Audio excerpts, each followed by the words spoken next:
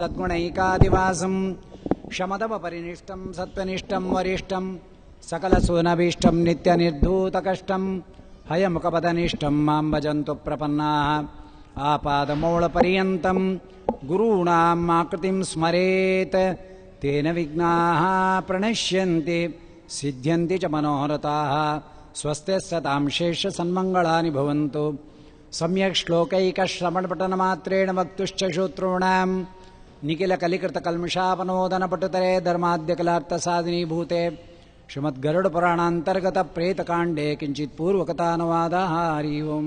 ಪೂರ್ವದಲ್ಲಿ ಕೃಷ್ಣ ಪರಮಾತ್ಮ ಗರುಡನನ್ನು ಕುರಿತು ವರ್ಣನೆ ಮಾಡತಕ್ಕಂಥವನಾಗಿ ಎರಡಕ್ಷರದಿಂದ ಕೂಡತಕ್ಕಂಥ ಈ ಪ್ರೇತತ್ವ ಜನ್ಮ ಎಂಬತಕ್ಕಂಥದ್ದು ಬಹಳ ಕಠಿಣತರವಾಗಿರ್ತಕ್ಕಂಥ ಅವಸ್ಥೆ, ಅಂದರೆ ದೇಹ ರೂಪದಲ್ಲಿರ್ತಕ್ಕಂಥ ಅವಸ್ಥೆ. ಇದನ್ನು ಮಗನಾಗಿರ್ತಕ್ಕಂಥವನೇ ಬಿಡಿಸ್ತಕ್ಕಂಥವನಾಗಬೇಕು. ಹಾಗಾದರೆ ಬೇರೆಯವರು ಬಿಡಿಸಲಿಕ್ಕೆ ಆಗೋದಿಲ್ವೇ ಅಂದರೆ ಅಧಿಕಾರ ವರ್ಗವನ್ನು ಹೇಳ್ತಾರೆ. ಮೊದಲು ಹೊಟ್ಟೆಯಲ್ಲಿ ಹುಟ್ಟಿರ್ತಕ್ಕಂಥ ಮಗ ಇಲ್ಲದೇ ಇದ್ದರೆ ಸತ್ತಿರ್ತಕ್ಕಂಥ ಅವನಿಗೆ ಮದುವೆ ಆಗಿದ್ದರೆ ಹೆಂಡತಿಯ ಹೆಸರಿನಲ್ಲಿ ಕಾರ್ಯವನ್ನು ಪ್ರಾರಂಭ ಮಾಡ್ಬೋದು. ಹೆಂಡತಿನೂ ಇರಲಿಲ್ಲ ಅಂದರೆ ಅಣ್ಣ ತಮ್ಮಂದರ ಮಕ್ಕಳು ಬಿಡಿಸಬೇಕು ಅಂತ ಹೇಳಿದ್ದಾನೆ. ಚಿಕ್ಕಪ್ಪ ದೊಡ್ಡಪ್ಪನ ಮಕ್ಕಳು ಅವರು ಇಲ್ಲದೆ ಹೋದರೆ ಸಪಿಂಡಿಯವರೆಗೆ ಸಪ್ತಪಿಂಡಿ ಅಂತ ಏನು ಹೇಳಿದ್ವೋ ಅಂಥವರಿಗೆ ಅಧಿಕಾರ ಹೋಗ್ತಕ್ಕಂಥದ್ದಾಗತ್ತೆ. ಅವರಿಲ್ಲದೆ ಇದ್ದಾಗ ಬಹಳ ವಿಷಯವಾದ ವಿಚಾರ, ಅಳಿಯ ಮಾಡಬೇಕು ಅಂತ ಹೇಳ್ತಾರೆ. ಅವನಿಲ್ಲದೆ ಹೋದರೆ ಮಕ್ಕಳು ಯಾರು ಅಧಿಕಾರಿಗಳಿದ್ದರೆ ಮಗಳ ಮಗನಾಗಿರ್ತಕ್ಕಂಥ ದೋಹಿತ್ರ ಸಂತತಿಯವನು ಮಾಡಬೇಕು ಅಂತ ಹೇಳ್ತಾರೆ. ಅವನು ಇಲ್ಲದೆ ಹೋದರೆ ಲೋಕದಲ್ಲಿ ಮಿತ್ವಾ ತ್ರಾಯತೇತಿ ಮಿತ್ರ ಅಂದರೆ ಸಂಕಟ ಕಾಲದಿಂದ ಸಂಕಟದ ಸನ್ನಿವೇಶದಿಂದ ನಮ್ಮನ್ನು ಬಿಡುಗಡೆ ಮಾಡತಕ್ಕಂಥವನು ಮಿತ್ರ. 1/2 ಕಾಫಿಗೆ ಬರೋನಲ್ಲ ಬರೀ ಮಿತ್ರ. ಅಂದ ಮಿತ್ರನಾಗಿರ್ತಕ್ಕಂಥವನು ಈ ಸಂಸ್ಕಾರವನ್ನು ಮಾಡಬಹುದು. ಯಾರೂ ಇಲ್ಲ ಏನು ಮಾಡಬೇಕು ಅಂದರೆ ಸ್ಪಷ್ಟ ಹೇಳ್ತಾ ಇದ್ದಾನೆ, ಸರ್ವಾಭಾವೇ ಪುರೋಹಿತಃ. ಅಲ್ಲೇ ಎಲ್ಲೋದ್ರೂ ಅಷ್ಟೇ, ಹಸು ಸೊಪ್ಪು ತಿನ್ನಲಿಲ್ಲ ಏನು ಮಾಡೋದು ಅಂದರೆ ಆ ಪುರೋಹಿತರ ಮನೆಗೆ ಕೊಟ್ಬಿಡು. ಈ ತರಕಾರಿನ ಯಾರು ಮೂಸ್ ನೋಡೋರಿಲ್ಲ ಅಂದರೆ ಆ ಪುರೋಹಿತರ ಮನೆಗೆ ಕೊಟ್ಬಿಡು ಅಂತ. ಈಗ ಯಾರೂ ತಗೊಳ್ಳಲ್ಲ ಬಿಡಿ. ಅದನ್ನ ಸರ್ವಾಭಾವೇ ಪುರೋಹಿತಃ, ಕೂಲಿಗೆ ಇಟ್ಟು ಪುರೋಹಿತನಾಗಿರ್ತಕ್ಕಂಥವನು ಆ ಪ್ರೇತತ್ವದ ನಿವೃತ್ತಿ ಎಂಬತಕ್ಕಂಥದ್ದನ್ನು ಮಾಡ್ತಾನೆ. ಯಾರು ಮಾಡ್ತಾರೋ ಅಶ್ವಮೇಧ ಯಾಗದ ಫಲ ಅಂತ ಸ್ವಾಮಿ ಹೇಳ್ತಾ ಇದ್ದಾನೆ. ಬಿಡಿಸ್ಕೊಳ್ಳೋದು ಯಾರೋ, ಮಾಡೋನಿಗೆ ಅಶ್ವಮೇಧ ಯಾಗದ ಫಲ ಅಂತ ಹೇಳ್ತಾ ಇದ್ದಾರೆ.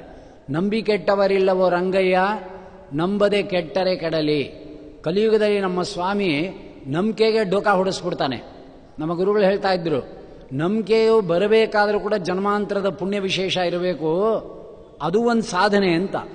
ಹರಿವಾಯುಗಳ ವಿಷಯದಲ್ಲಿ ಶಾಸ್ತ್ರೋಕ್ತವಾಗಿರ್ತಕ್ಕಂಥ ವಿಧಿವಿಧಾನಗಳಲ್ಲಿ ನಂಬಿಕೆ ಬರಬೇಕಾದರೂ ಕೂಡ ಜನ್ಮಾಂತರದ ಸಾಧನೆ ಆಗಿರಬೇಕು.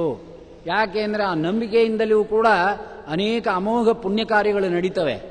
ಒಳಗೆ ನಂಬಿಕೆ ಎಂಬುದೇ ಕಿತ್ತಾಕಿಬಿಟ್ರೆ ಆ ಕಾರ್ಯಗಳು ಇದ್ದರೂ ಕೂಡ ಪ್ರಯೋಜನವಾಗುವುದಿಲ್ಲ. ಆದ್ದರಿಂದನೇ ವಾದಿರಾಜ ಗುರು ಸಾರ್ವಭೌಮರು ಕಲ್ಯಾದಿ ದೈತ್ಯಾಹ ದೇವಾನಾಂ ಬುದ್ಧಿಂ ಪ್ರವಿಶ್ಯ ಚಕ್ರೋರ್ ವಿಷ್ಣು ಪರಾನ್ಮುಖಿಂ ಅಂತ ಹೇಳಿದ್ದಾರೆ. ಕಲ್ಯಾದಿ ದೈತ್ಯಗಳು ಒಳಗೆ ಪ್ರವೇಶ ಎಂಬತಕ್ಕಂಥದ್ದು ಮಾಡಿ 2 ರೂಪ, ಒಂದು ನಂಬಿಕೆ ಕೆಡಿಸ್ತಕ್ಕಂಥ ಒಂದು ರೂಪ, ಇನ್ನೊಂದು ರೂಪ ರೋಗ ರೂಪ ಅಂದರು. ಶರೀರದೊಳಗೆ ಯಾವುದಾದ್ರು ಒಂದು ರೋಗ ರೂಪದಿಂದ ಪ್ರವೇಶ ಮಾಡಿಬಿಡ್ತಾರೆ, ಆಗ ಸಾಧನಾ ಶರೀರವಿದು ನೀದೆಯದಿ ಕೊಟ್ಟದ್ದು ಅನ್ನೋದು ನೆಗೆದು ಬಿದ್ದೋಗುತ್ತೆ ಅಂತ. ಇಲ್ಲ ಒಂದು ರೋಗ ರೂಪದಿಂದ ಒಳಗೆ ಪ್ರವೇಶ ಮಾಡ್ತಾರೆ, ಇಲ್ಲ ಅಪನಂಬಿಕೆಯ ರೂಪದಲ್ಲಿ ಬರುವಂತೆ ಒಳಗೆ ಪ್ರವೇಶ ಮಾಡ್ತಾರೆ. ಇದೇ ಆಧ್ಯಾತ್ಮಿಕದ ಸಾಧನೆಗೆ ಬಾಧಕವಾಗಿರತಕ್ಕಂಥ ಅತೀಂದ್ರಿಯದ ವಿಷಯ. ಇಂದ್ರಿಯ ವಿಷಯ ಅನ್ನೋದು ರೋಗ ರೂಪದಲ್ಲಿ ಗೊತ್ತಾಗ್ತದೆ. ಅತೀಂದ್ರಿಯ ವಿಷಯ ಎಂಬತಕ್ಕಂಥದ್ದು ನಂಬಿಕೆ. ಲೋಕದಲ್ಲಿ ನಾನು ಎಕ್ಸಾಮಿನೇಷನ್ಗೆ ಹೋಗ್ತಾ ಇದ್ದೀನಿ, ನನಗೆ ಮರವು ಬಂದಿದೆ, ಅಥವಾ ವಿಷಯದಲ್ಲಿ ಪಾಠದ ವಿಷಯದಲ್ಲಿ ನಂಬಿಕೆ ಬೇಕು ಅಂತ ಡ್ರಗ್ ಹೌಸ್ಗೆ ಹೋಗಿ ಯಾರು 2 ಕ್ಯಾಪ್ಸಲ್ ಕೊಡಿ ಅಂತ ಕೇಳೋಕ್ಕಾಗಲ್ಲ.